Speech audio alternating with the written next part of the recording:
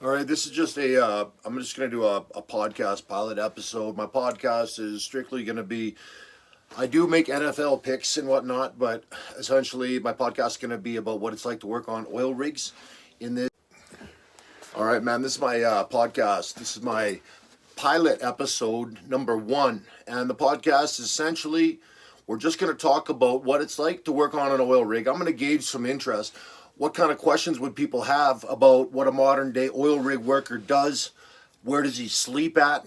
How much living allowance would he make? How much would you clear on a 14-day shift in the province of Alberta? Alberta is basically the glory hole of all of Canada. We're the biggest producers of oil, and essentially it's drilled to fill right now. As a coastal gas link in the Trans Mountain expansion were just recently built from 2019 to completion around 2024, late 2023 when they really started laying off people.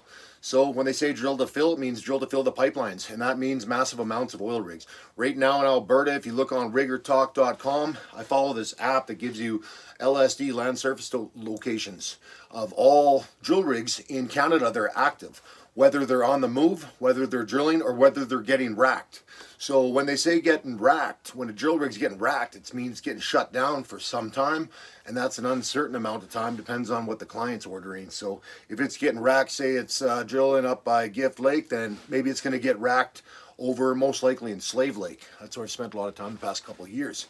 Now the other question I get a lot is, what do you need to join the oil rigs? What kind of experience? Well, when you get jumping in on a lease hand, basically you got to have a little bit of hustle, man. You got to have a little bit of heart. You got to have a little bit of ambition and drive.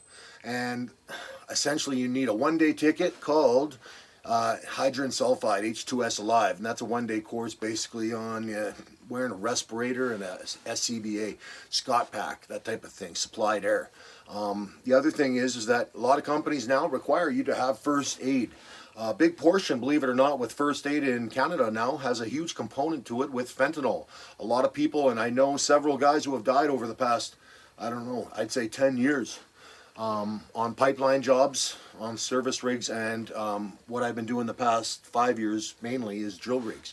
Guys think they're buying something and then they end up getting poisoned. So that's a big component to the first aid class, which is titled first aid. And emergency first aid is, they have so many more incidents with the opiate crisis in Western Canada, and I guess probably North America and all around the world, is that there's a huge component to what do you do in the event of. You need the Narcan kit. Now they have a nasal spray that also helps, but we'll move on. But this is my podcast, and it's called Rig Life with Paul Broughton, and I'm a active roughneck, and I work hard, man.